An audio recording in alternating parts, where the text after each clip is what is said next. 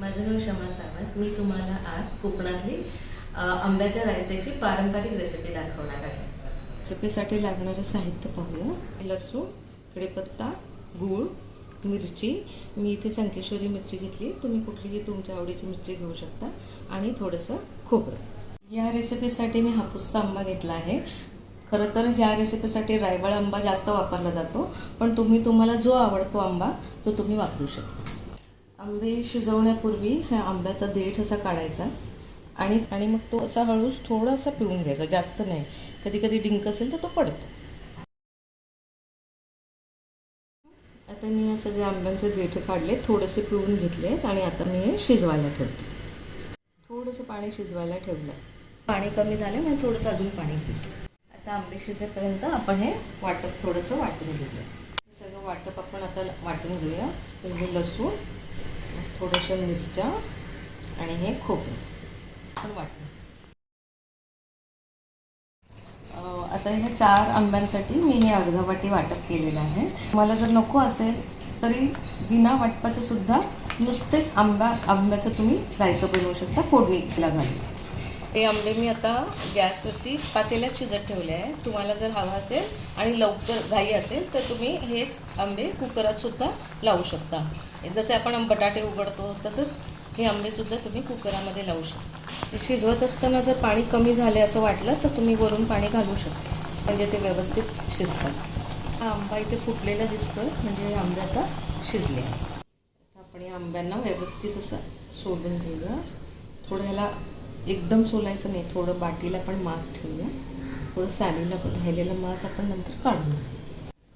आता आपण हे सालीला लागलेलं थोडं जे आहे आंब्याचा पल्प काढून घेऊ. हा एवढा सगळा पल्प थोडा थोडा काढून घेऊया आणि थोडा बाटीला ठेवून देऊया आंबा. आता हा मी सालींचा गर काढून घेतला आहे आणि बाटीला पण थोडासा गर ठेवला आहे. एकदम बाट साफ काढून नाही घेतली, कारण तो हातानं चोखायला छान वाटतं. फोडणी देऊया त्याच्यासाठी.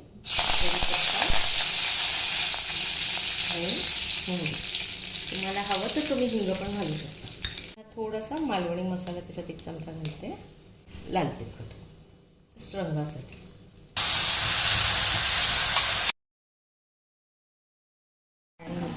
ते पण ह्याच्यात घालते. अशी उकळी काढू. आता हे आपण जी फोडणी दिली छान उकळी आली आहे. आता हे मिश्रण आपण परत घालूया. सगळं मिश्रण आता मिक्स करून घ्यायचं. छान उकळी येऊ द्यायची. परत थोडं पातळ हवं असेल तर थोडंसं याच्यामध्ये तुम्ही पाणी घालू शकता. चवीप्रमाणे तुम्हाला जेवढं हवं तेवढं तुम्ही मीठ घालू शकता. नेहमी घालतात त्याच्यापेक्षा कमी घालायचे, कारण आपण गूळ घालणार आहोत ना. गुळात पण मीठ असतं. ह्याला जर असं शिजलं की मग त्याच्यामध्ये हा गूळ घालायचा. पाण्याची कन्सिस्टन्सी तुम्हाला जशी हवी असेल तशी तुम्ही ठेवा, कारण हे तुम्ही पोळीबरोबर, भाताबरोबर नुसतंसुद्धा खाऊ शकता. आपण ह्याच्यामध्ये घातलं आहे त्यामुळे मिरची आहे, फोडणीला पण मिरची घातली आहे, त्यामुळे तिखटपणा, आंबटपणा ह्या सगळ्या गोष्टी आहेत. आणि त्याच्यामध्ये आता आपण आंब्याचा गोडपणा आहेच, पण तरीसुद्धा आपण ह्याच्यामध्ये थोडंसं आता गूळ घालून हे थोडा वेळ शिजवायचं. हे जे आंब्याचं रायतं आहे ते असं आंबट, गोड, तिखट खूप छान लागतं. आणि ह्याची बाट जी आहे आपण जी ह्याच्यामध्ये घातलेली आहे ती चोखून खायला अतिशय सुंदर लागते. आंबट, गोड, तिखट चमचमीत असं हे आंब्याचं रायतं खायला तयार आहे. नक्की करून बघा.